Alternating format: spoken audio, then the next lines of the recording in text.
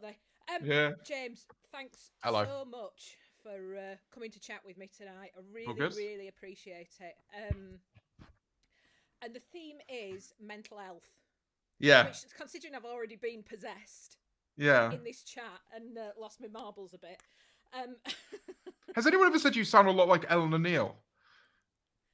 she was on last week. I was chatting with her last week. We're from You sound very, incredibly very. similar. We're from Like, about 10 miles away. Grew up. that'll do it. But it's like even the way that you like the words that you accentuate are like very similar. It feels like you speak in a very similar way. It's great. Yeah, yeah, yeah. She's lovely, isn't she? Really lovely. Yeah. Her and Jack last week were ace. Oh yeah. So tonight, mental health. Yes. It's something that's everywhere in it. That certainly in the past, from me being an old person, Yeah. it seems to. I can remember the time when, if you were having therapy, it was absolutely something that you didn't talk about because Yeah. everybody would think you're a nutter. You know, Yeah. that was it. You just didn't. And the evolution from that to it kind of, I think it's a really good idea for anybody to have it. And if you can possibly get it, Yeah. you know, I think it's a wonderful kind of addition to your life. So, and which is, you know, the conversation around mental health really seems to have Evolved. evolved, and kind of the shame removed from it, which I Yeah. felt like as a young person there was a lot of shame if you admitted to any sort of mental health problem, or even sort of acknowledgement. So how do you know your mental health's in a good place? I first of all, I think that you're right. I think there was very much like a stigma regarding it beforehand. I think it's a generational thing. I think it's currently like the generation that's kind of come up now and how open it is in like the generation that's coming up now, Gen Z, to for mental health to be something that people can talk about openly with each other, let alone with a professional. I think it's really important because I still get it with my dad, right? Where like I'll mention that I'm doing therapy or something, and he'll be a bit confused as to why. Or I always say I won't drink, and he'll be a bit confused as to why. I think it's just genuinely that he just doesn't understand it.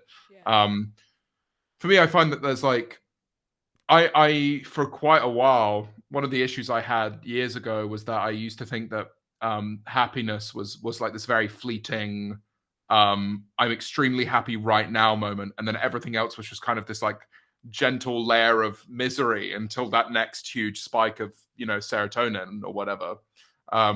Whereas now I've kind of realized that there's a lot of contentment to be had in life, and I know that I'm doing well if I don't spike much in either direction.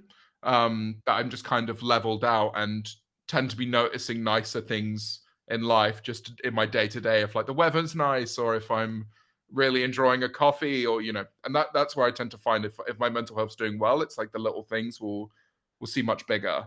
Yeah. That's How about interesting. you? How about you? What's your signifier? That I'm calm, because I mean my Yeah. resting sort of personality is like Gonzo off the Muppets. So if I'm feeling quite calm, and I'm like Yeah. you, if I'm noticing stuff, and I really enjoy, and I know that I have a really kind of a really well honed sense of wonder. So Yeah. I know if I'm cutting a mushroom and I think, oh fuck, that is the most beautiful thing I've ever seen, and nobody else has seen that in the entire world except me. I know that I'm all Yeah. right, rather than Yeah, just it's going, quite ah, similar. shut up, mushrooms. You know, I'm do you quite know what I similar. mean? That whole Yeah. sense of wonder, and I think it's something that you can work on to increase. They're 'Cause, saying your microphone's really quiet, by the way. I thought oh, is I'd it? let you know. Oh, bloody Yeah, hell! I think. Is that better? Can you actually hear anything, There we go, friends? guys. Is There that we go. can people hear things now? There you go, guys. Yeah, yeah. They're all very happy now. Right, yeah. I don't think anybody noticed. It's one of those things. Us professionals, James, we noticed Yeah. that something happened there. General public, no idea. Yeah, no, I don't think anyone at any point went, Nobody something's noticed. wrong with the audio. I think that was just us. No. We're perfectionists. Just pros. Do you know what I mean? So we were on about mental health, weren't we? And I was twatting on about how excited I get over a mushroom or a tomato or something. That whole sense of wonder. Yeah, that's how I know I'm all right, and that's how I know that whatever I'm doing at that point I need to keep on doing, whether it's to do with eating or exercising, Yeah. or whether I'm being sociable in a way that's right for me. Um, Yes. what do you do to keep your mental health there when you're at a point where you think, right, I'm all right at the moment. This everything's coming up, Marriott. Yeah. Yeah. To be honest, like I think I wish I could be in a situation where, because obviously it's very hard to get therapy on the NHS. So I pay for therapy. It would be the best thing I think I could possibly do for my own brain would just be have therapy regularly, no matter what. Yeah, Truth of the matter is, I can't really afford to do it all the time. Um, but that would be a good sign, because I yeah, think someone said it to me. Well, as actually my therapist said to me at one point, um, that therapy isn't kind of like a get out of bad situation card, right? It's not like I'm feeling really low, I need therapy right now. It's like brushing your teeth. It's if you notice that your teeth have got plaque on them, you brush your teeth so that your teeth can be cleaner. When your teeth are at their cleanest, you don't just stop brushing your teeth. You yeah, actually will care more about the maintenance of your teeth, more so at that point of them being incredibly clean, because you'd want to maintain that. And she said that therapy is like that for your brain, right? So when you're at your best, and therapy might seem a little bit more menial when you're kind of just going to these sessions and going, yeah, my week actually this week was all right. I guess we'll talk a bit about this minor inconvenience, which I find like I'll be in a therapy session, I'll be looking at the time like, it's been 25 minutes. I've got another 25 minutes of this. So in the ideal world, it would be that, right? But for me now, it's if I'm keeping up to date with my skincare, brushing my teeth, um, eating good, stuff like that, stuff, or like making my bed in the morning, which is one that I really just don't think to do. Like I really struggle to actually do stuff like that. I think that's one for me, which is, yeah, stuff like that. that's really interesting about skincare, because I, I've never actually put that together in my head, that when I'm feeling okay, I really go for it and really look after myself with my skincare and with Well, yeah, with my teeth and all that kind of thing. And when I'm feeling a bit shit, I don't. yeah, I do you'll the you'll absolute bare minimum to just kind of not be get awful. by. Yeah, Yeah, yeah, you'll eat enough, and you'll do the bare minimum. You'll like have a shower in the morning so that you don't, so I don't look a mess, right? But then when it's past 9 p.m. at night and I'm feeling low, and I see my bed and I go, well, I could just go to bed. All of a sudden, I don't want to do the skincare. I don't want to don't yeah, want to be brushing my teeth. I just want to be getting into bed. And I think that's a big signifier for me, which is interesting because it's like the most intrinsic, basic qualities of, going to bed. Like you should probably yeah, brush your teeth. yeah. In a kind Yeah, of ritual sort of way.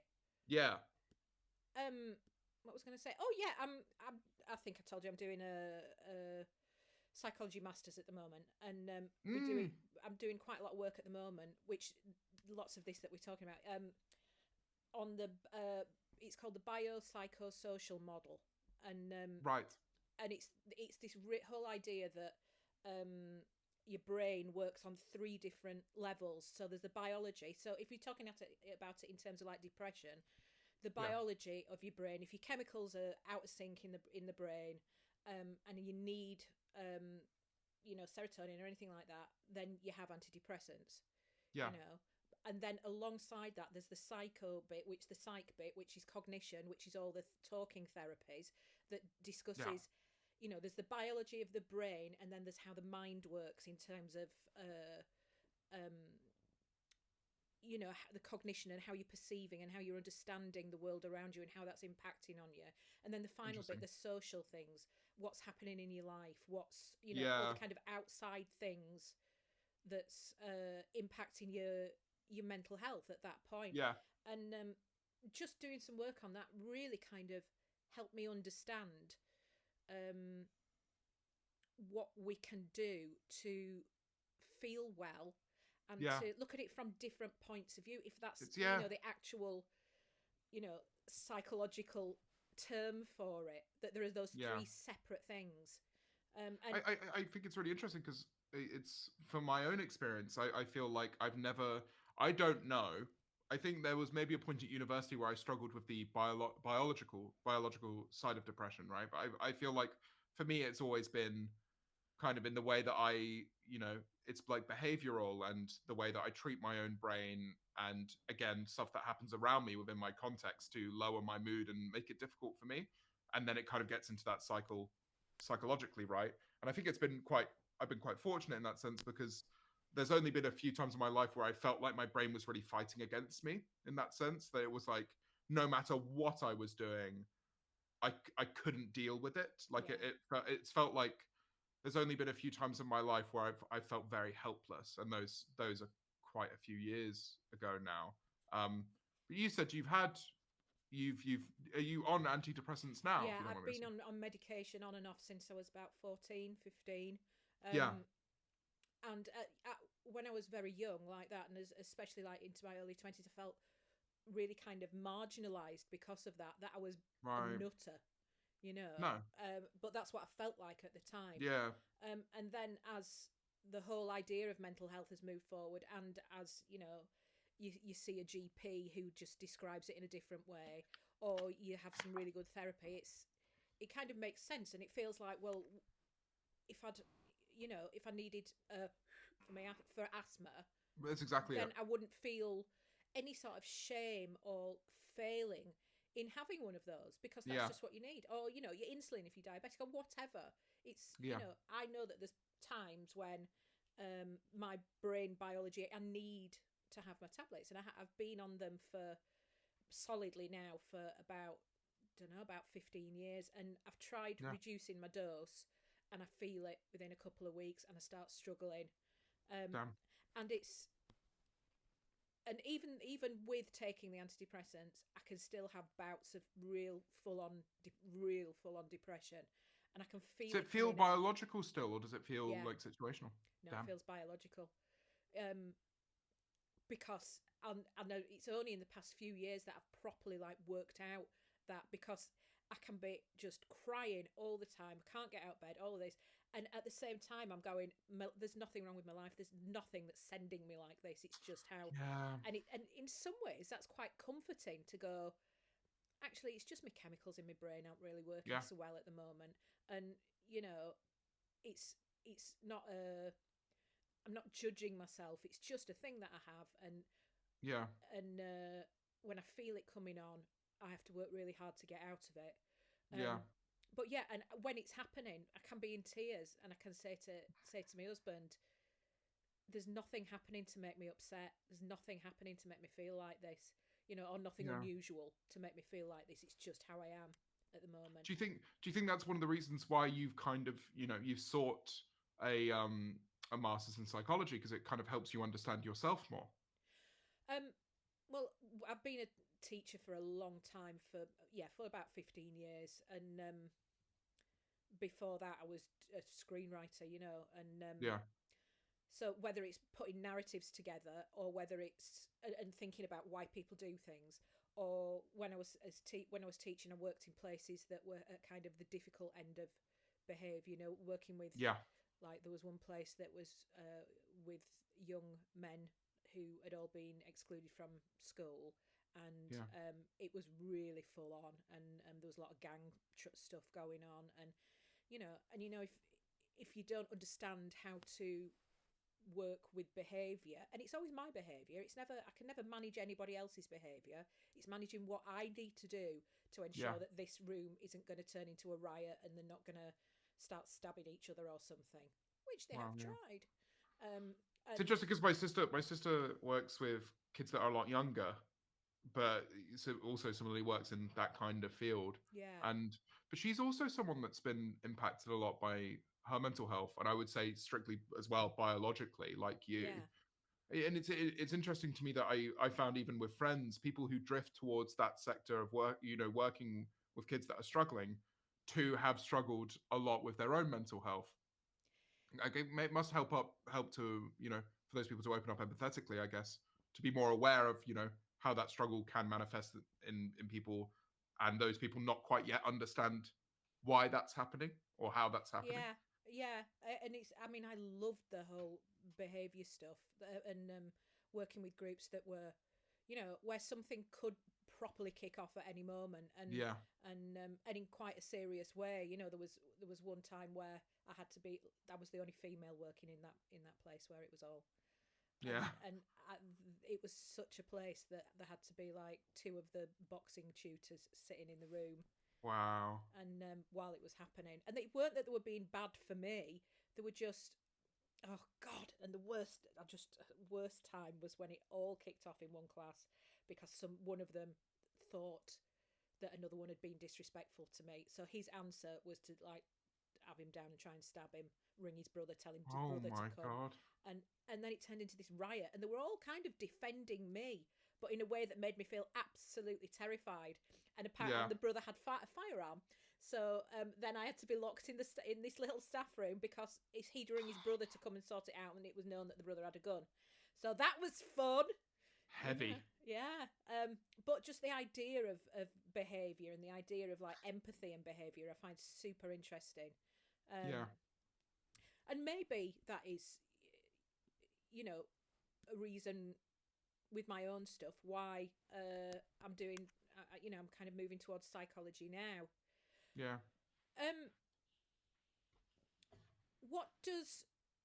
Are you familiar with anxiety?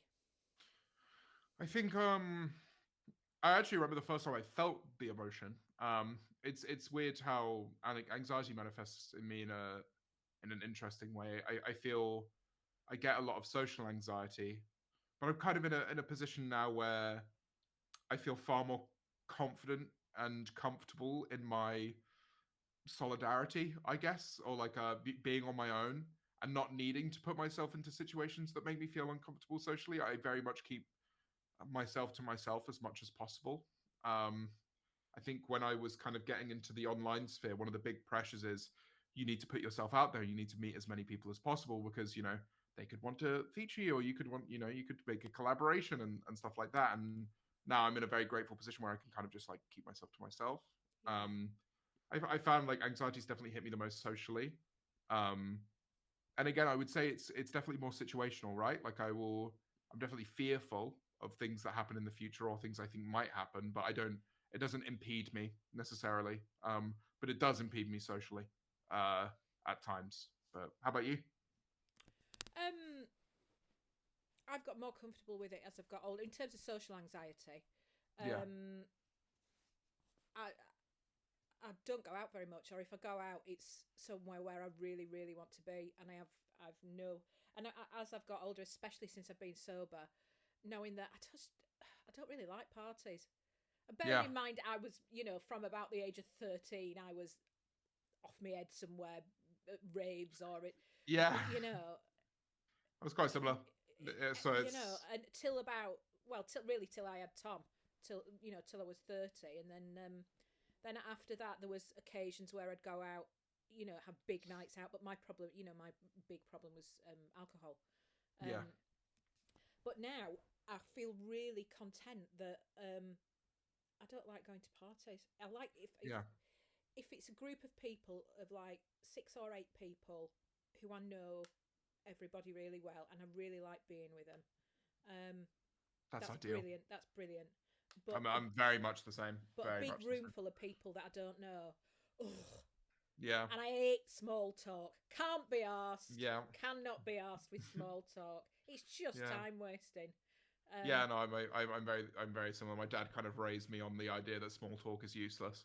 So I've kind of always found it very difficult to just have idle chat with people. Yeah. There kind of needs to be a wider purpose, or I need to have made the conscious decision I'm going to speak to people and I'm Yeah. going out. I'm very similar. I would much rather have a group of 6 people in like a pub garden somewhere just chatting. And I don't. Yeah, again with alcohol, I don't need to drink. I don't drink anymore. And I had my first alcohol-free cider in Oh. years because I thought, you know what, I never would have touched this before, but now I'm comfortable enough in knowing Yeah. that I won't drink again. So I kind of was letting myself have one, and it was great. It gave me exactly the feeling that I wanted it to, which was that kind of reminding me of my childhood and like having cider like outside in a beer garden when I was 18.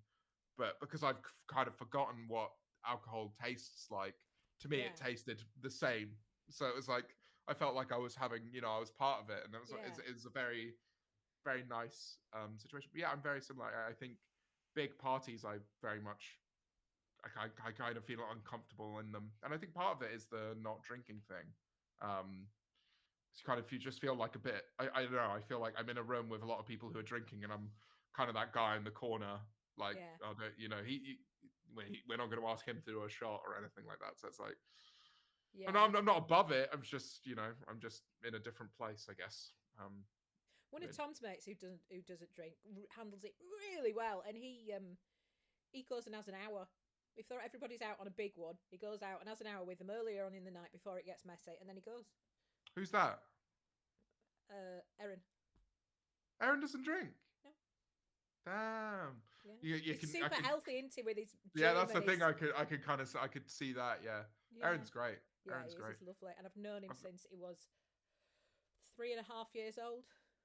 oh, I've gone Yeah. climbing with him before, so Yeah. I know he's very very athletic. Yeah. I didn't Yeah. know he didn't drink though. Makes Yeah. sense, but yeah. Yeah. And the way he describes it, he's just lovely. How he's just goes and has an hour, and like you'd go for a coffee, rather than how you'd go out for Yeah. a drink and accidentally Yeah. stay 7 hours. So it's very similar to the way I approach it now. I mean, I just go out less in general. I think when I kind of quit drinking, I still went to clubs with people, and because they were still going to clubs, and I kind of like had this moment of like, I'm in a club right now, and I think I was 25 when I quit drinking. I was like, oh no, I wasn't. It was 24, and I was like, I'm 24 years old in a club and I'm not drinking. It's a bit weird. I think it kind of gets to a point where it's like, why am I here? What am I doing I here? wish I'd have done a quit at 24 instead of dragging it out for another blooming 20 years, and all the mistakes and all the problems and all of that. Do you feel like there was a point in your 20s when you were like, I might be done with it, or was it kind of, because I know a lot?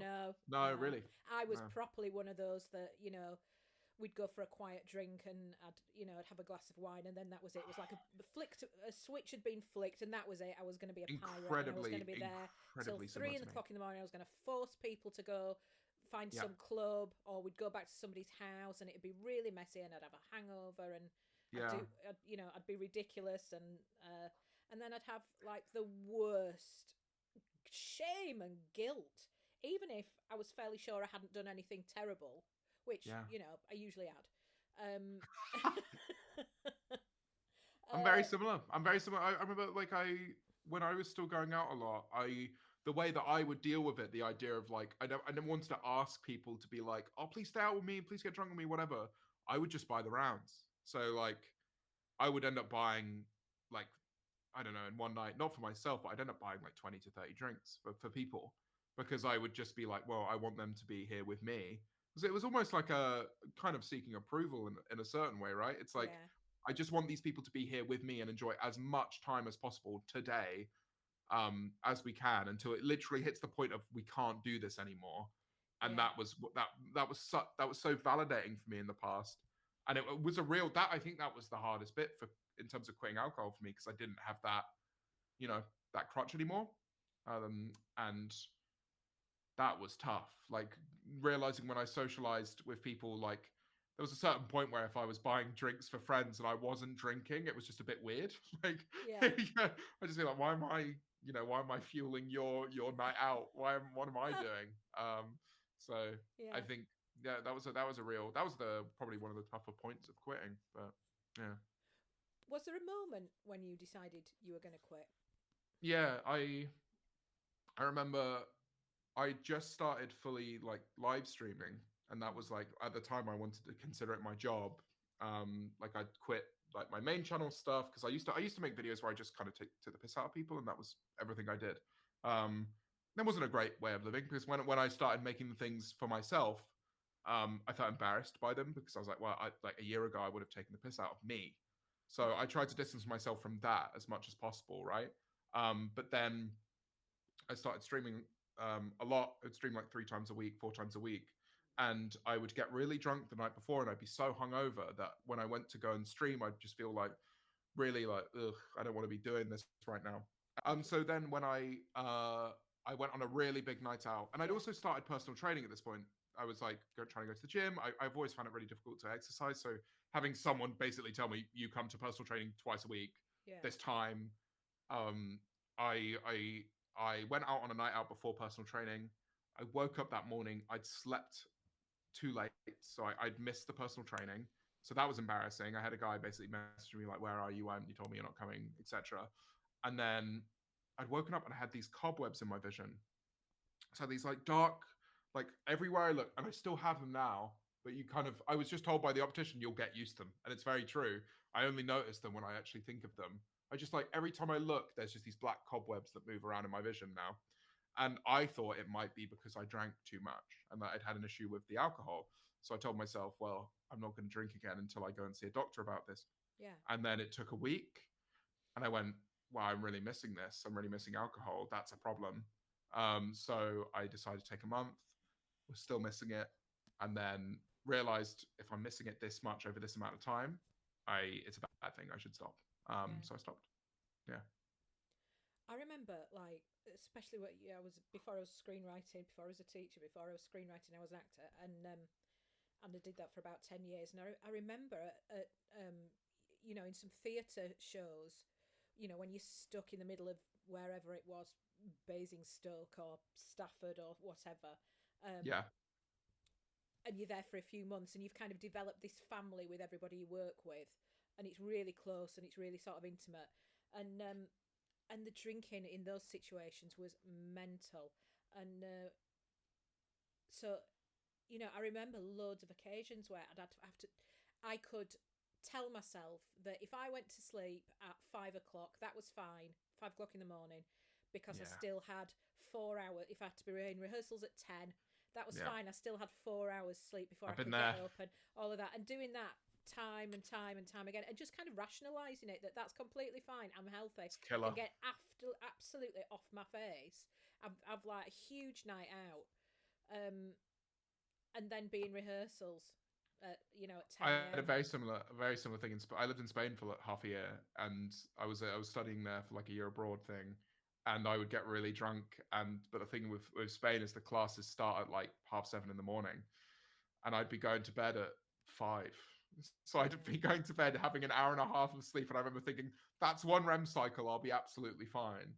But yeah, obviously not. I'd be absolutely toasted, and I'd have these like really weird naps as soon as the uni would finish yeah.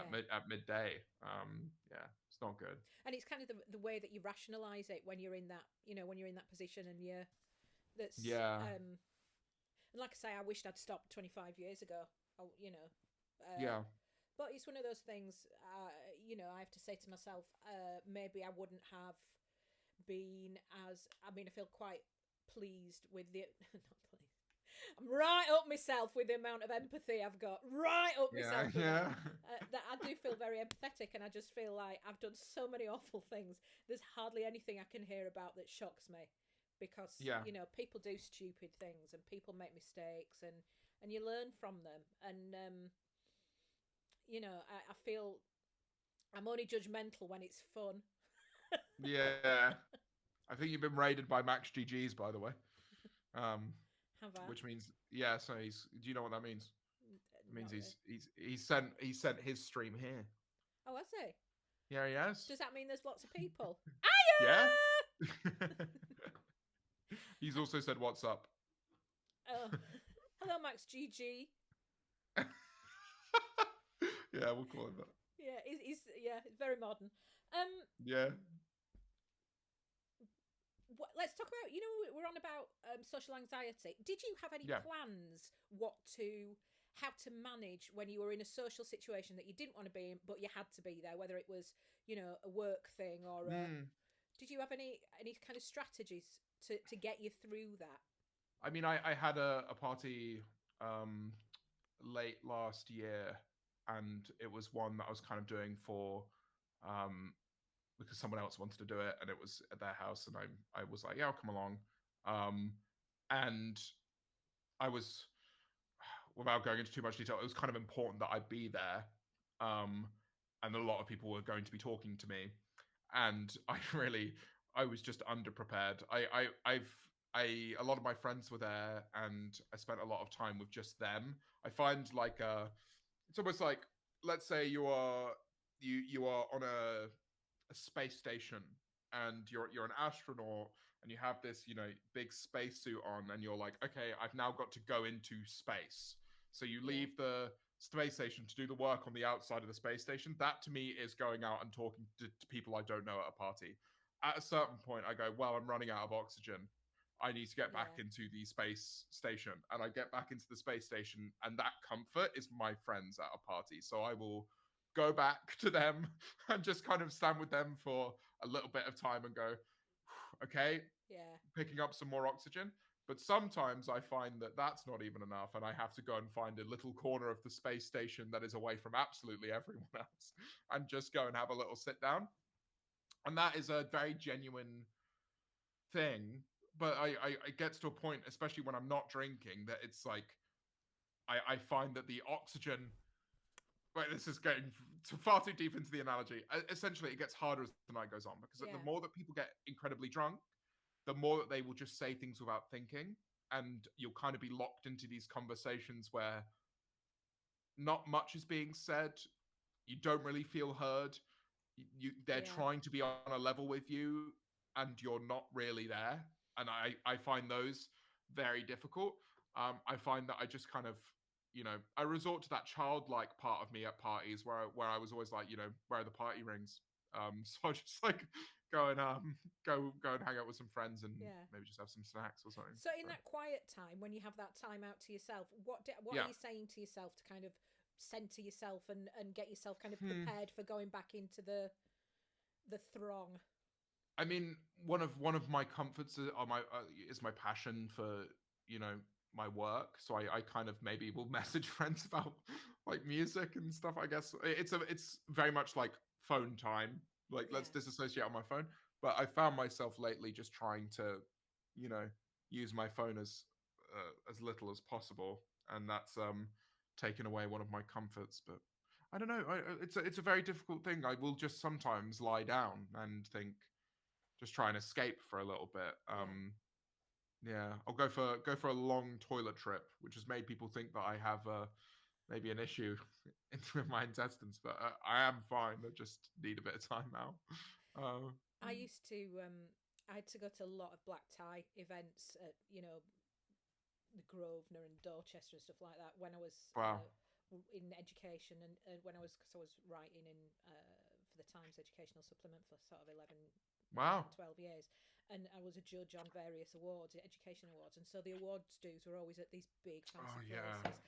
And because I was a columnist for years and years and years, and I it's a didn't, proper mixer, right? Like you yeah, have to meet and people. yeah, and because I was a columnist, people knew far more about me than I did about them, because I I've had to been chuck there. something out every week, chuck out 600 words on whatever every single week. Yeah, And it was, when I was drinking, it was easier, um, because your gob just runs away with you. But when I stopped drinking and I still had to go to those events, I had to make a strategy, because I just thought, I'm not going to get through this. And the kind of um, older people wanting to have conversations and stuff, and me just wanting to go and sit in the loo or go up to my hotel or go up to my room or whatever. And so my strategy was to introduce people to each other. Um, yeah. so like, That's you so funny.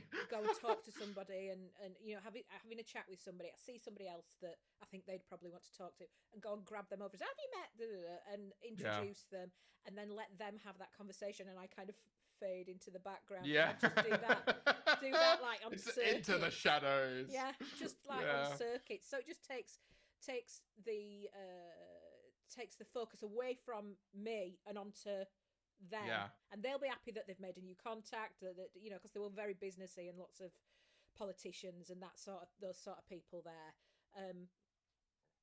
And they've made a new contact, they're happy, I've said hello to them, I've talked to them, and then I'm out. I get that. I think for me, I embrace my awkwardness. So in those situations where people are talking at me, or are kind of like, those situations where you feel like you need to talk, not that you both really want to talk. I found a lot of comfort in just not pretending to be something that I'm not, and I found that people just talk to me less.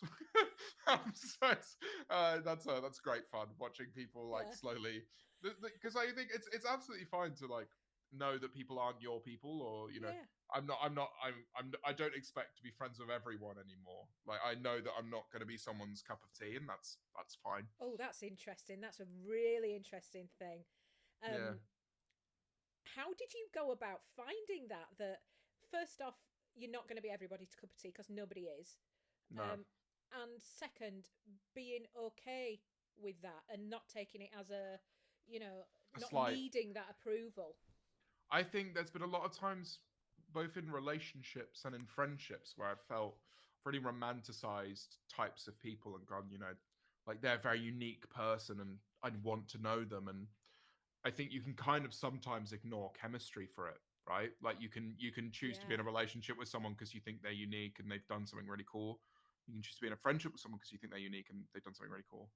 But I've been in, a lot of friendships during uni where they weren't good ones. Like they were clashes, personality wise, and they led to quite difficult situations. And I think as I've kind of had more failed friendships, I've come to realize the ones that work and the ones that don't work. And I think now I very much appreciate very open communicators. Like one of my closest friends is, I mean, Tom's probably mentioned him, a guy called Orr. oh, Um, handsome Orr. I always call him Handsome Orr, yeah. handsome Orr, and I've called him handsome Orr to his face. He was a little He's bit very short. handsome. Very, But very handsome. so the first day I ever met him was in 2018. It was at a gaming convention, and I remember I met him. We knew each other online because we'd both been making YouTube videos. We met, and we were at a gaming convention, and he goes, let's go look at the Nintendo Switches. And I was like, all right, mate, yeah, cool, because the Switch was coming out that year or whatever.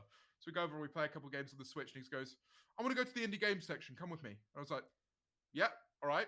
And then we walk past this big gaming chair, like a colossally big gaming chair. And he goes, take a picture of me on the gaming chair. And I was like, wow, I'm being ordered about here, right? And I loved it because I was like, oh, yeah, he's being so upfront with me about what he wants to do. And I didn't know what I wanted to do in my day. So yeah, I'll be privy to his day. That sounds And so cool. It sounds like, like not even a 5-year-old's way of making friends. yeah, Younger than that, like a 3-year-old's way of making friends. yeah, That's no, so kind of pure and yeah, so and straightforward. honest. Yeah, And yeah, that sounds absolutely lovely. he's only ever been honest to me. and Yeah, and so him and I, we have quite big personalities, and we do have disagreements, and we will have disagreements where we will get angry at each other over message. We'll have a phone call, which is kind of like neither of us have really gotten to the end of the issue over that phone call, but we just need to let each other know this is how we're both feeling. And there'll be a day or two of us kind of being like, and then we'll be very close again. And I know everything he has ever thought about me negatively, and he knows everything I've ever thought about him negatively because we are so open with one another. And I base so much of my friendships now off of that ability. Can they look me in the face, even if they're wrong, right? And go, you did this wrong. And give yeah, me the chance to explain myself, or give me the chance to understand what I did wrong, or what the miscommunication is. Um, I've had way too many friendships where I've never known. I felt like there's a mystery, and like they just kind of like turned away from me and kind of done something behind my back, and I've gone like, well, I don't know what I did, or if I even did anything wrong. And I'm so beyond those yeah, kinds of connections because I think I have so fortunately now I have so many people who will be honest with me that I simply don't mind if I meet someone and I just get that feeling of like I feel like we're never going to really break that yeah, down that barrier. That's fine. I'll be your acquaintance. I'll chat to you when I see you. I'll give you a hug. I don't dislike you. I think you're a unique. I think you're a cool person or whatever. Um, but it's fine. I don't need to be best friends with every single person I meet. But I think that's a time thing. I think it just comes over time. You realize that you can't be best friends with everyone, and that's okay. and that Um, that kind of the amount of approval that you might be looking for isn't, yeah, that's not a particular like focus anymore. And yeah, also the idea that sometimes, I know there's the one thing about friendships that end, not in a way that you'd like because somebody's done something to upset somebody else, or they've been yeah, unkind, or or inattentive in a way that in a way that they really shouldn't have been within the context of that friendship. But Yeah. there's also this other thing which I'm quite interested in, which I didn't even realise and feel comfortable with until maybe the last 10 years, that sometimes friendships have a shelf life, you know, Yeah. and that friendship ending, not in a way that has, you know, sort of conflict and confrontation and all of that, just it's sort of dwindling, is maybe that you've both served met each other's needs in the time that you were communicating, Yeah. that you were friends. And just because that friendship isn't what it was doesn't mean that it didn't have massive value to you at the time, and it Yeah. wasn't really important to you at the time, and it just doesn't fit the time now. It can represent, I think friendship can represent eras of your life. It can represent jobs you've had. It can represent where you lived. There are a few, undoubtedly, that you'll meet in those eras, in those jobs, in those locations that transcend those.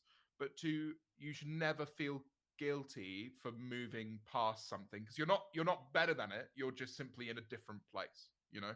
Yeah, Um, but I think it is important to kind of recognize when you go through like these big life changes that leave people behind, or move you away from other people, let's say, that if you're finding it impossible to keep up to date with any of those people, that there might be something wrong. yeah, Like I felt like for me, one of the big things was when I became a YouTuber, I moved away from my friendship group at the time. I went for a really bad breakup. Like I was heartbroken at the time. Um, and I just cut out all of my old friends. And I didn't realize until, a little while later that was me. I'd made a mistake there. That was my problem, right? Because there were some great people in there, people that I've reconnected with now that are wonderful people that I lived with.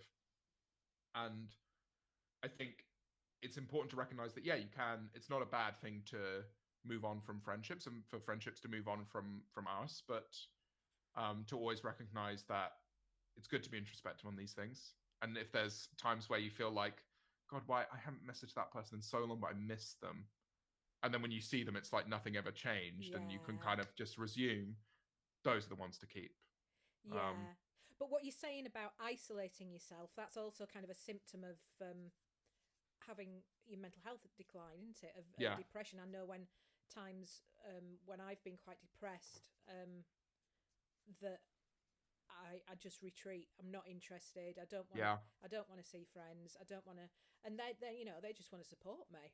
yeah, And but I have absolutely no interest in staying connected, whether that's on Facebook or Twitter or yeah. whatever. And you know, but cutting yourself off from that, which I have tended to do, makes it worse. You know, and then Do you get a lot of agoraphobia, like the going outside, like have it when you no, were no, I no, don't at all. It's I love being at home, and you know, I would very easily be a hermit at home and just yeah. not go out unless I absolutely had to. But it doesn't worry me. It's just because I like being in a heap on the sofa with my dogs. See, Um, it really messes me up. So when I'm if does I'm it? really low, I can't, and I'm outside, and I'm with someone, and they're saying, "Well, let's go. Should we go do this now?" If I've not planned for that in my head already, it can be something as simple as, "Oh, can we go to Co-op and grab a couple of bits?" If I know in my head I'm going home right now, I find it really difficult. I genuinely have to stop and go, give me 10 seconds, like, just to Yeah, understand that my pathway back into my house is changing, because I'm yeah, gonna have to be out for another 15 minutes. And I'm like, I find it's genuinely helped for me to stand there and go, okay, let me think. Yes, we can go to Co-op, rather than I find it really difficult to just go and do it. And when I'm struggling mentally, even leaving the house, it can be a very difficult thing unless it's in my routine. So every day I go to the same cafe every single day. I order the exact same thing every single day, because I that is my routine. That is like, no matter what time, I know I'm going to my favorite cafe. I'm getting a nice black coffee. I'm getting the same sandwich I eat every single day, and that's my as long as I do that, even if I go there and I'm like, I don't want to be here right now, I'm doing it to make sure I'm kind of like overcoming that fear. And then I'll go home and do whatever I need to do with the day. But I find it very difficult to kind of just be pottering about aimlessly. Like it has to be I'm going to there to do this, and then I'm yeah. going home. Yeah. There's a So lot of you know, that being able to predict stuff. Yeah. There's a lot of security in that.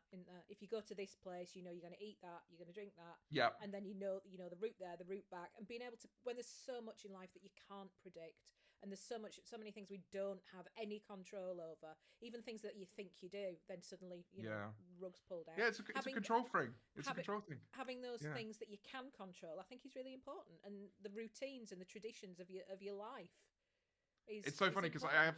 I have such a routine with this sandwich where I know when they've changed the pesto. The pesto will be done slightly differently, and it'll be like every 2 or 3 days the pesto will be slightly different.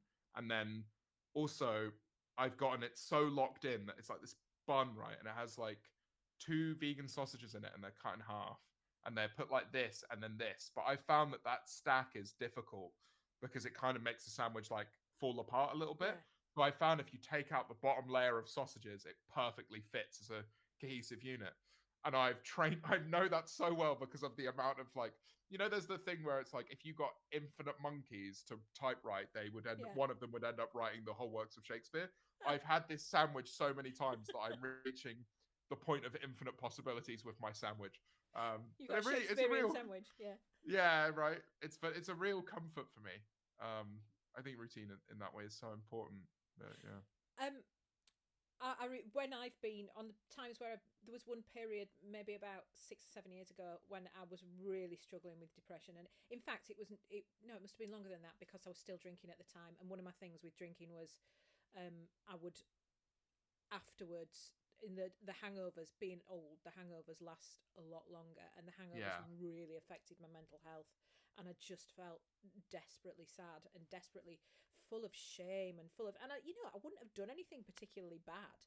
I'd been a dickhead, do you know what I mean? Loud and Yeah. silly and had a load of fun and been a dickhead and made everybody else party, but I wouldn't I have. I feel like that might be genetic, knowing Tom. He doesn't need a drink though, does Yeah, no, he doesn't. He's bubbly. he? But the guilt and the shame just sent me spiraling, and it was usually after I'd had a massive night out and had like the worst hangover of all time that I would spiral and start being poorly with depression, and properly poorly. And Yeah. there was it must have been about 8 years ago, where I struggled to leave the house, struggled to go to work and do all those sorts of things. And I felt kind of fear about being in a social situation. I just felt overwhelmed, and I felt like everything was too much, and I just felt Yeah. fear.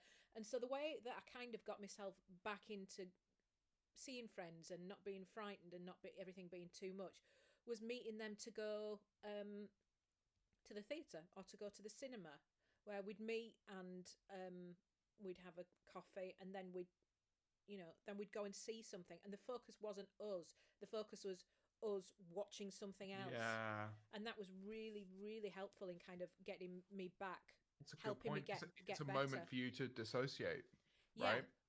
And you can talk about, if you're having a drink afterwards, or maybe you're not, you can talk about what you've just seen, which is, Yeah. it's a separate thing, and it just takes I found it to take the pressure off, and it really got me back into being able to socialize and being able to go out. Yeah. That's an important one. I hadn't thought Yeah. of that. What was I going to ask you? We've talked a little bit about depression. Yeah. We talked about your kind of traditions and routines with making your bed and all your other things. Making my bed, by the way, that's a tough one. I still, to this day, I think I can count on one hand the amount of times I've done it in the last year. Like, it's a very, very tough one. But I know I'm at my peak if I make my bed. Yeah. It's a good day. Yeah, good day. Yeah. At what point, if you're feeling down and you're feeling you know that you're getting worse, at what point do you kind of say to yourself, I think I'm in a depressive sort of time, and I need to do something about it? And what would that thing be? I find that my states of like true, like full I would say sadness, because I think for me, because I think the separation to make is where you felt depression in a biological state. I think I feel like during university is probably the closest I've come to that, and that I can't even remember for the life of me how I got out of that. I think took a long time, and honestly a lot of lifestyle changes. But these days, if I'm having the worst possible day, I find that one of the only things that can really fix me is sitting down on my own, my door closed, and making music, because I Right. found that it's a very like it's funny. I have co-writers, like I write once a week with my friend Jono, and sometimes he'll come over and I'll have 4 songs to show him that I've written during the week. And he'll be like, "Oh, you've been busy," and it's never "you've been busy." It's "you've been sad." Like it's like I find that I could write the happiest song ever, but I will write more music because it is just such a comfort for me. And I say it to him, or I'm very open with my friends about it. They're like, if they're like, "Oh, are you okay? Like, what are you up to? What are you doing tonight? What are you up to?" And I'm like, "I've just got to go and write a shit song." Like, it's like very rare that like I'll write something very good from that sadness. It will usually be just some comfort song that sounds a lot like some of my older music. Like I have a song called "Sleeping on Trains," which I wrote when I was in a very sad mood. Mm. And I tend to write a lot of music that is close to or exactly the same as that song over and over again, because I just like I find such comfort in like faster, rockier music. I get like very lost in it emotionally. And then when I've kind of come around and I've kind of understood that emotion more, a couple of days later, when I'm feeling a bit better, you'll find like these sadder sounding songs come out where it's like I've actually come to terms with that emotion a bit more. Um, Oh, that's so like interesting. So it has to like stew for a couple of days before yeah, the accurate emotion there's comes out. there's only been one song that I wrote where I was crying and it didn't change much, and that was Car Lights, because that came to me when I was really drunk, and I'd found myself realizing emotions I was feeling. Um, so the song itself, it's about like sexuality, right? It's about my struggle with my own sexuality, and I was thinking so much while I was drinking about the fact that as a kid I'd had I'm being fully honest about it. I don't never really been fully honest about this, but I'd had crushes on men growing up, and I'd never acted upon them because I felt so shameful for feeling that way. Like, because I did a lot of acting as a kid, and people would use homophobic language towards me growing up, and I would never. I felt like such shame when I started feeling those emotions when I was going through puberty, that I kind of refused to act on them, and I'd found myself as an adult and gone, there's this whole other side of me that I never really explored, and I just cried. Like, I remember thinking that it was like this part of me that I'd completely ignored. Like, I just like it felt as if I was like I'd like every morning I'd look in the mirror and I would like only see half of me, and I just cried and wrote that song in its like structure almost to the T. I changed parts of the lyrics, but the real harsh part of that song is exactly the same, where it was like, for me, holding someone's hand was so impossible. Like, I could never have imagined holding someone's hand that was a man. I can never imagine holding a man's hand, despite with like if there was a slight chance that someone could see it, because I felt so upset at myself for thinking for wanting that. Um, and I remember just like fully letting all of that emotion out into a song, and when it came to like actually wanting to put it out, I remember telling my manager, I was like, I don't want, I only want, I really only want people who are going to listen to this project back to front to hear this. I don't want anyone else to hear it. I don't want my dad to talk to me about it. I don't want my family to talk to me about it. I'd like, my friends can talk to me about it, but I don't want it to be this huge thing. I just want it to be this deep cut thing that like, I'm not going to promote this as like, James talks about men. Like, I never want it to be that. just want it out there because I know there's going to be other people that are in their 20s that realize they ignored those feelings, and I just want them to feel heard in the same way that it helped me. Um, and then it ended up being a song that really helped me in that part of my career, even though I never wanted it to be that. And I think that was a very interesting dichotomy to me, because then when it came to performing that song and people came up to me and were talking to me about it, and I there's a point where when you're making music, you look into a crowd and there is at least one person where that song, that's the reason they came. Like that's the one that they're like, that's my one. Like that I claim that song. And I look in the front row every night when we play Car Lights, and I see like there's always someone holding someone's hand, or there's always someone crying. Yeah. And it's taken me a long time to come to terms with how I feel about that, because I know it's important. That song is important for people, but it's still an emotion I really struggle with. Like it's a one that I remember there was a point where we played a show, and I'm sorry, I'm ranting now, but No, we this played is a this show. is lovely. I really appreciate you chatting to me about this. I remember there was a point where we played a show really early on, and we finished the show, and I went outside and spoke to a few people, and they were speaking about car lights, and I came back inside and sat down and I had a panic attack, and I was like sat on the stage, and remember Jono went and got me a Pepsi and sat down with me and gave me this Pepsi because sugar really helps me get out of those um, mindsets. And I remember thinking, I told him at the time, I was like, I don't know if I can do this. Like, I don't know if I can keep putting myself out there and experiencing that emotion over and over again, because every time I performed that song, it felt like I was writing it again. And that I had to like really relive that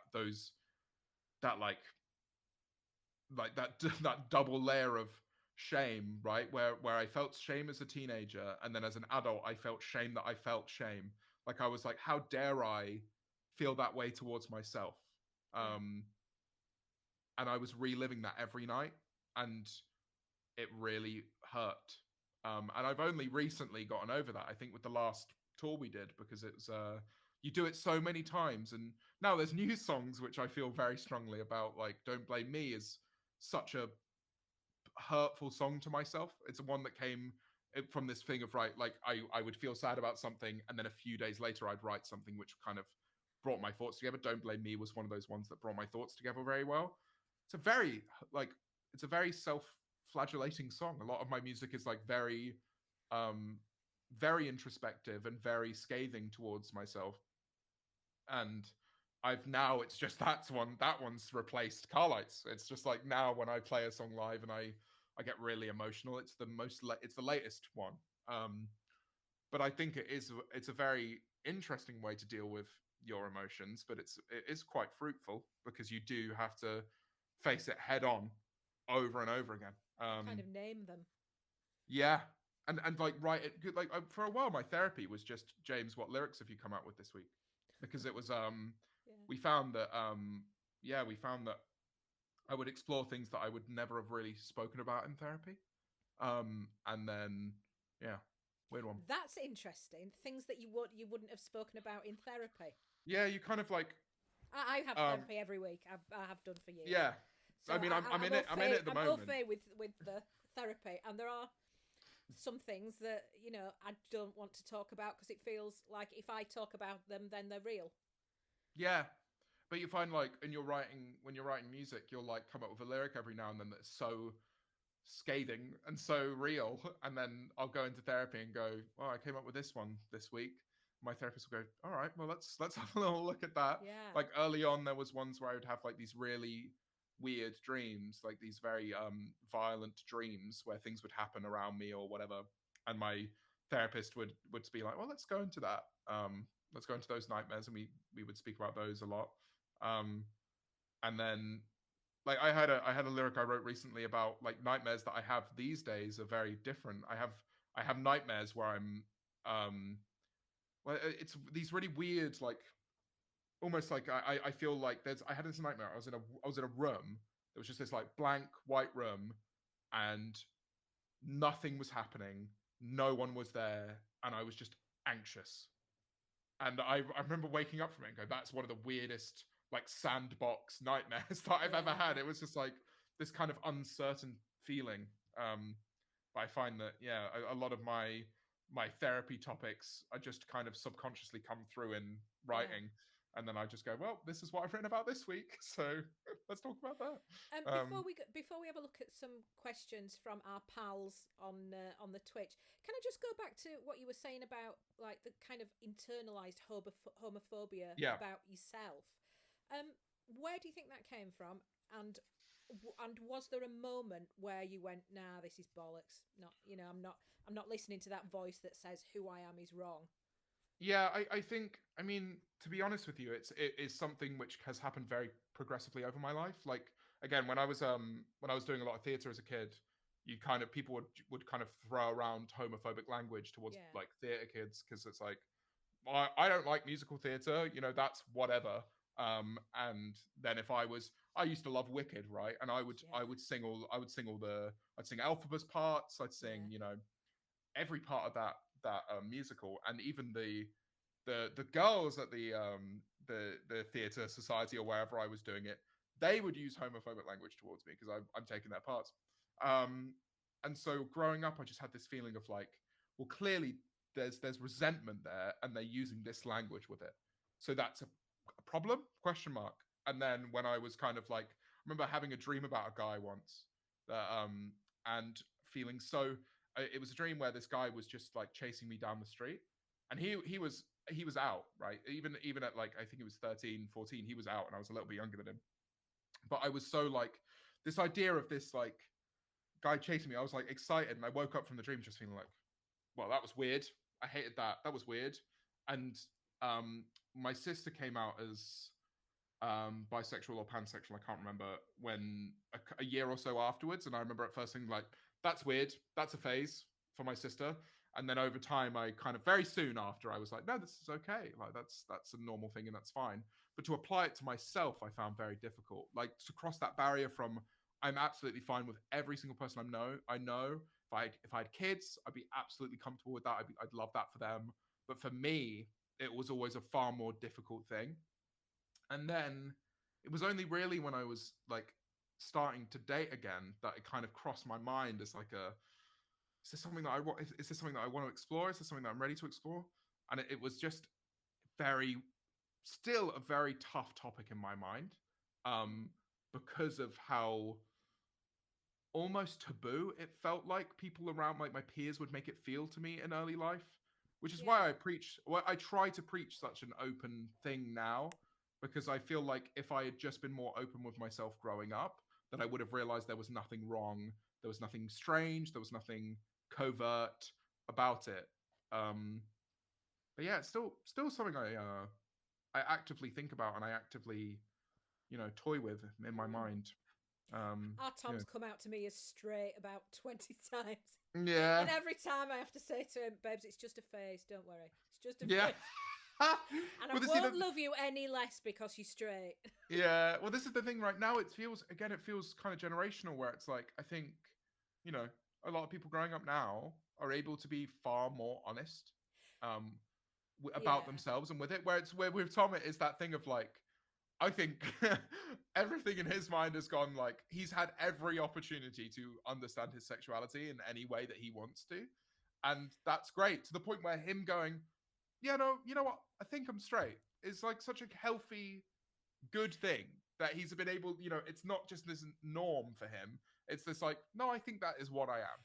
God, he was so kind of, he was like a campaigner from being a tiny little boy, because I heard, because I've got lots of friends who are LGBTQ, and they've always been around, and he had one of my friends, Uncle Jonathan, who's gay, and who Tom had has a lovely relationship with. Yeah. And when he was about 5 or 6, he was at school and he heard children using the term gay as a slight, oh, that's gay. And he told them all off and said, "That I don't think you mean gay, because I think you mean stupid, don't you? Because my Uncle Jonathan's gay and he's not stupid." Yeah. So he was campaigning from. I mean, he was literally 5 years old, telling kids off for using the word gay. Well, in a derogatory sense.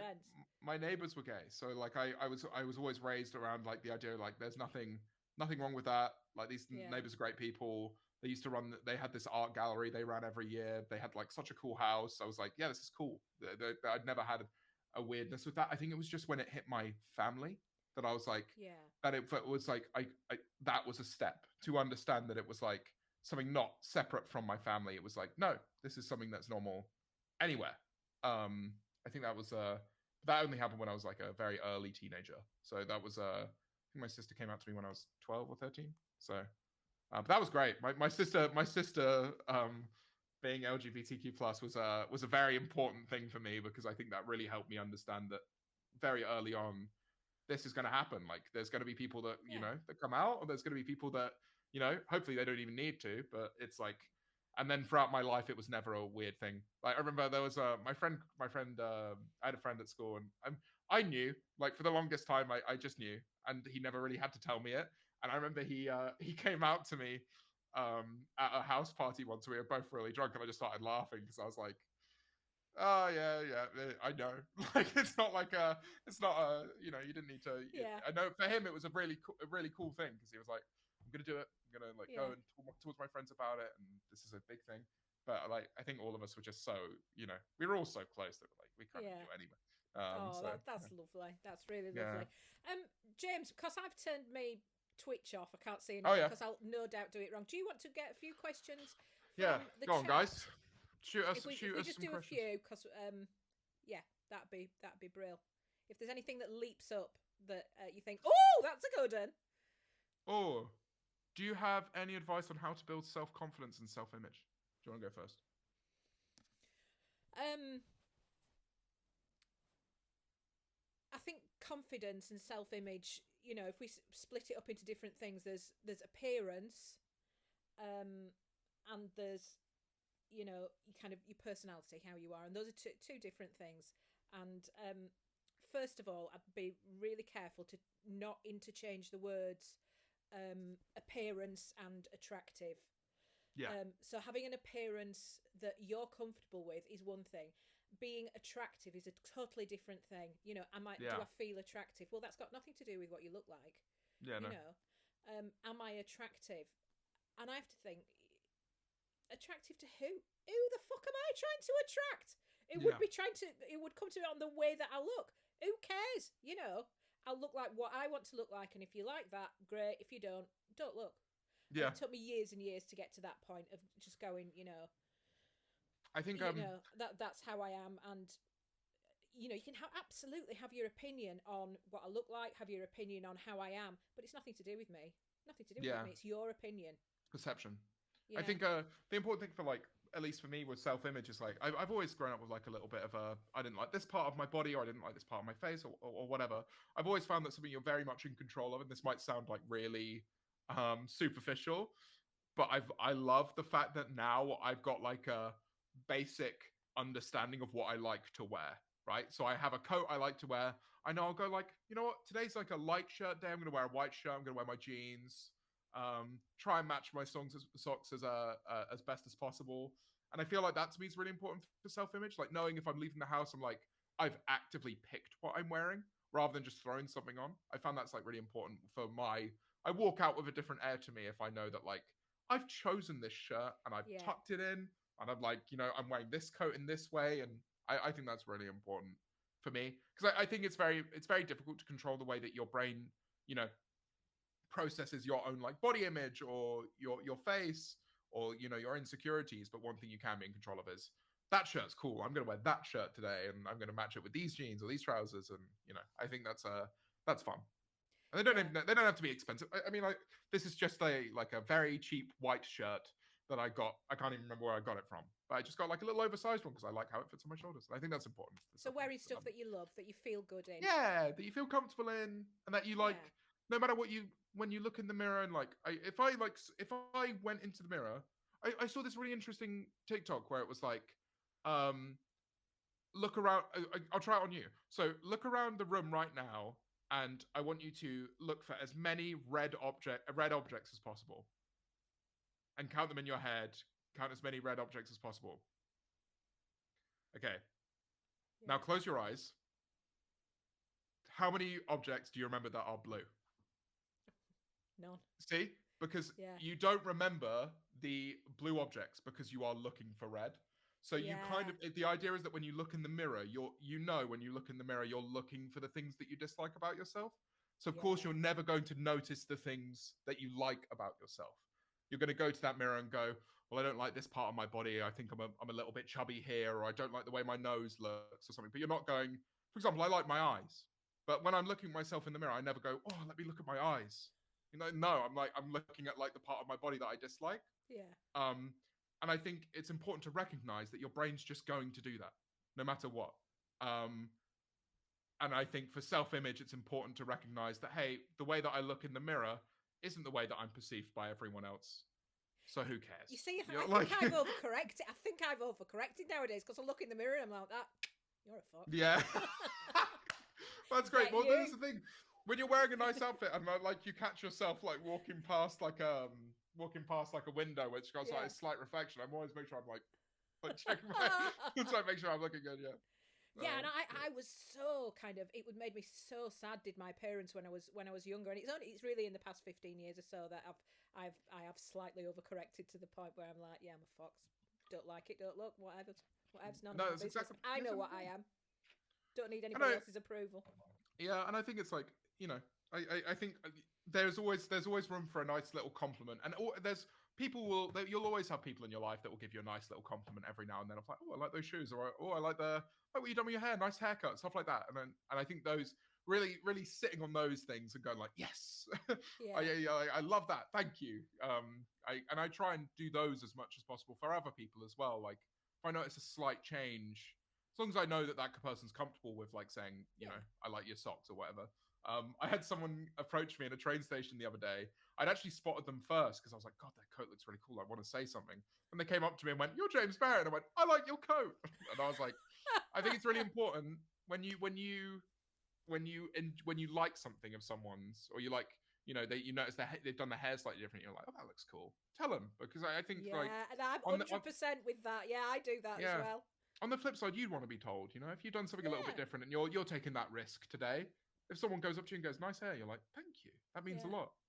So yeah. Should we read out another one? Yes. Go on, give us some more, guys. What do you want to? Whoa, a lot came through there. Hold on. I'm gonna pick. I'm sorry about this, James. I am aware that this is my stream and I'm supposed to be in charge, but it turns out I don't know how to do fucking anything. Someone said, how do I get my motivation back? Do you want to go first? Ooh, I think there's.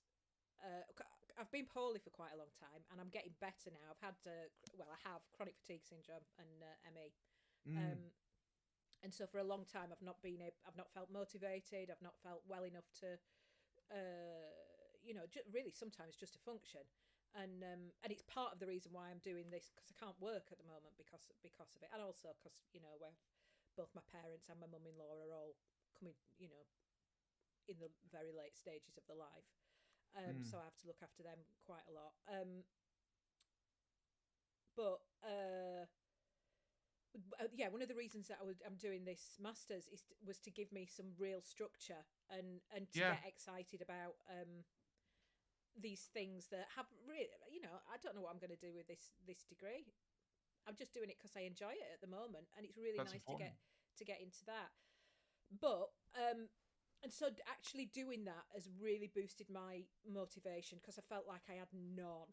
And, I was falling into this idea because Tom and because my husband are so productive and so focused on the work. They're like a 10 for how productive they are. And both of them are just the same.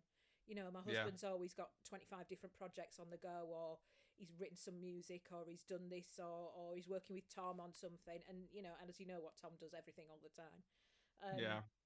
So for me to be there kind of, looking after the dogs, looking after the old people, supporting Tom when he needs it, I found that it was difficult to remember who I am. And my motivation really, really dwindled, even though I was I was fulfilled by looking after the people in my life. But doing this education is, this new piece of education is really, really helping and has really motivated me. And the other thing, more recently, and it's a really practical thing. I've lost a couple of stones in the past Let's go. couple of months, and it's just like the basics: eating really, really well, eating much less, swimming. The basics that everybody tells you. You go, oh, shut up. Eating well and exercising. You And go, exercising. Yeah, all right, Nah, never. Yeah, exactly. I know it makes you better, but whatevs. Yeah, I'm the same. And it's true. It does make you better, and I do feel more motivated because of that. So, like, I think the important ththing from what you just said is as well as structure, right? Yeah. Like, you found in an interest, you found structure, because to do a master's in it, you have X assignment to do for this time, this reading to do for this week, whatever. That's structure, but it's also structure in your passion. So it's like your brain is telling you, this is a thing that you love to do, this is a thing that you find interesting.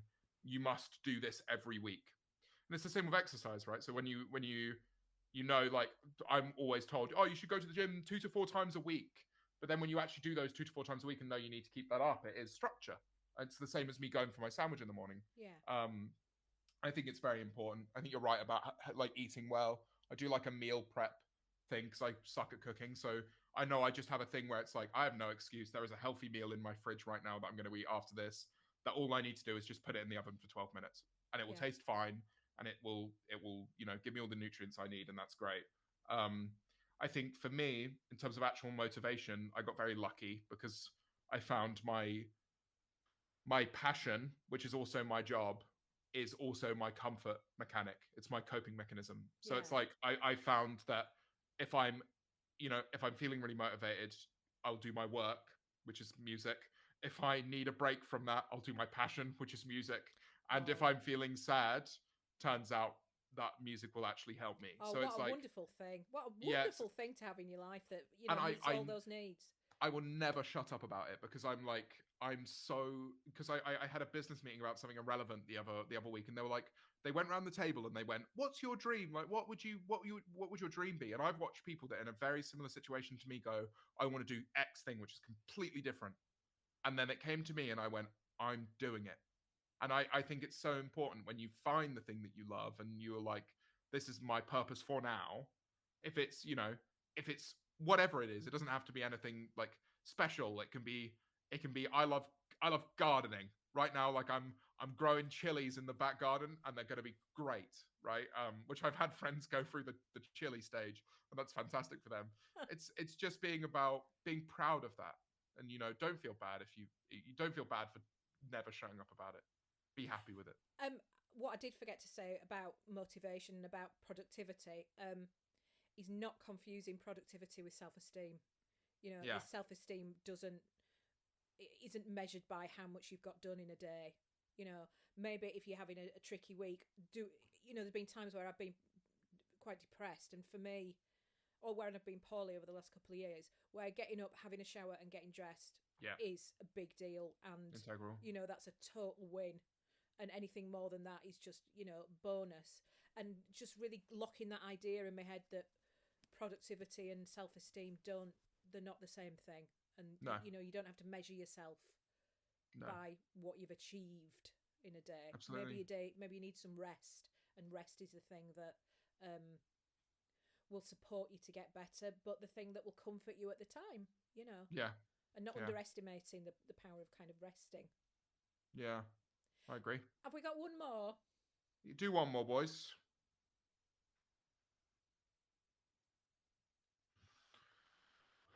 Okay, I'll pick one.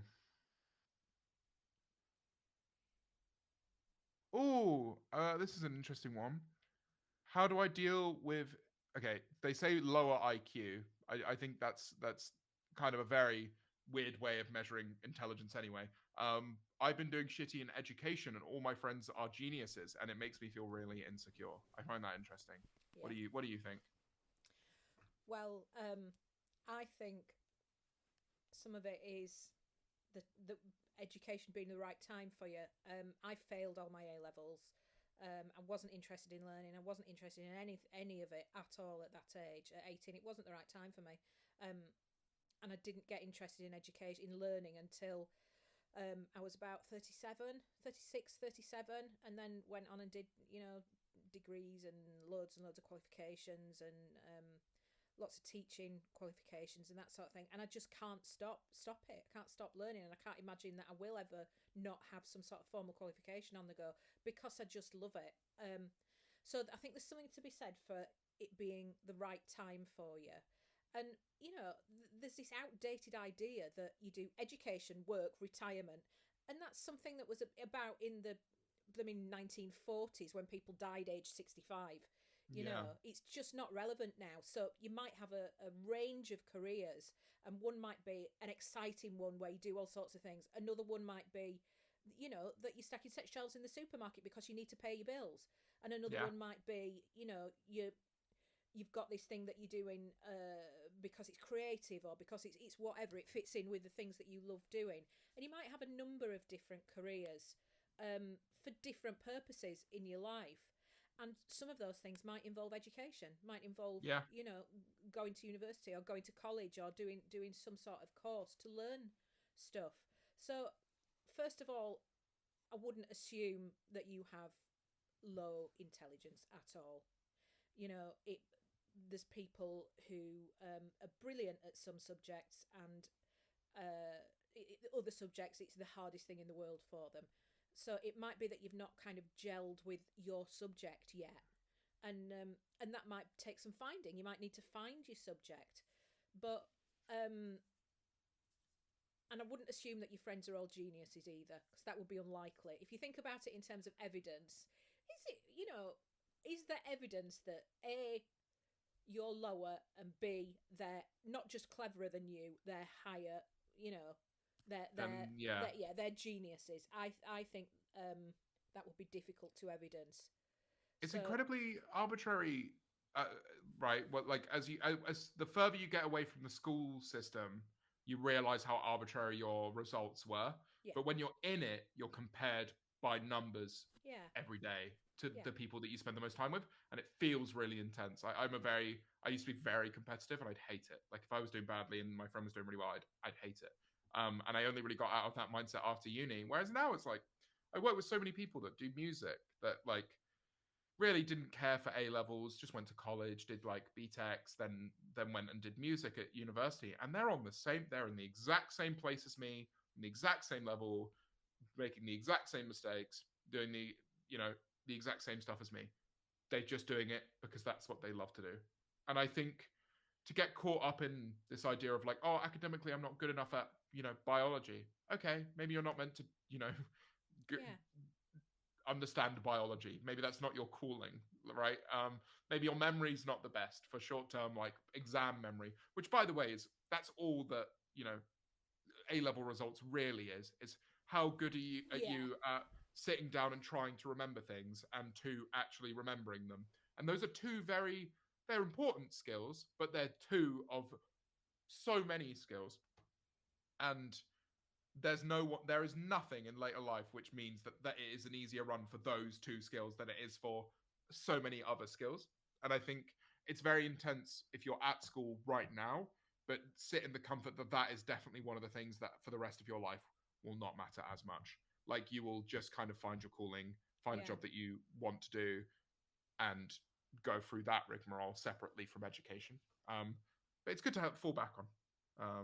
So And I think one of the most important things is to be curious, and to be yeah, interested, because yeah, people who are interested are interesting, yeah. But keeping that curiosity open, and asking questions, and just exploring And in then you'll whatever find sense that means to you, whatever that means to you. and then you'll find people in situations like the one that you're in, where it's like now I'm at a point where I was distanced from education, and now I'm interested in it. Where it's like now I'm going to go and do psychology, not from the point of I want to get like these crazy marks, but I just want to like know, like I want to hear what people think. I want to test my knowledge, and that is such a better place to be in regarding education. It's just quite a shame that you kind of have to go through it as a kid. Yeah. Um, My thing with our Tom was, it wasn't grades that I was interested in, or my husband. It was the effort. Had he made the effort? And Yeah. if he'd put the effort in, that's all that I was interested in. And that's what's carried him through, because now that's what he does. He puts effort in, and And that's like such an important thing. and with his GCSEs, because he didn't have to do GCSEs because it was the pandemic. He was that Oh young, yeah, and that's the reason why he was so delighted that he didn't have to do them, because he'd done enough work to keep me off his back, in everything. So he knew he'd be fine. That there was some yeah, things that he put the same amount of effort, didn't go mad putting a load of effort in, but that were just more natural to him, and so he got brilliant marks. And other things that he put a lot of effort in, and he only just scraped by because it wasn't within. But that didn't matter if he's put the effort in, and that is his best within that. yeah. Within what he can do. I was absolutely delighted with that. And that's good. And that's an example of someone who is very unusually successful for his age. So it's like, if he a matter of years ago was struggling with certain parts of academia, or like just like scraping by, it just goes to show that it's not really this tangible important thing for the rest of your life. Like if you find a Yeah. passion that you love and you hone that skill, that's enough. And he You didn't can have to really do well. an awful lot in like English and history and those sort of Yeah. subjects to get brilliant marks, but he had to do shitloads to get like average marks in maths and things like that. I Maths, was completely the opposite. I was really good at maths, and I don't know why. Like that's just something that always came very easily to me. And my sister was more like Tom, right? So she was very good at the humanities stuff. But I think it upset me so much that my sister was so good at them and I was so bad at them that I really worked hard at them. And then I ended up doing languages at uni. yeah. So funny. Oh, did you? What languages did you do? Spanish and Portuguese. Did you? Oh, Yeah, wow. yeah. But they're Oh, both bad now. But you're a massive bag full of exciting new topics, aren't you, James yeah, Marriott? You're an no. onion, aren't you? There's many Yeah. layers. There's many I'm an layers. ogre. I'm an ogre. Well, listen, thanks so much. I've really, really appreciated this. I'm so sorry I'm so shit at tech. But we have No, got it's there fine. at the It's been end, lovely. I hope. It's It's been been absolutely lovely. gorgeous talking to you and just learning loads from you. And I hope And you. people in the chat that it's I'm sorry I haven't been to be able to get engaged with it, but if I do, it goes They're bonkers there. in my head. And everybody echoes and I think I'm having a breakdown. That's so funny. But it's been lovely. Thanks so much. I'm going to upload this to the YouTube and that once over the weekend. Sounds good. Lovely. Thank you. Have a lovely evening, everybody. Have a lovely weekend. Bye.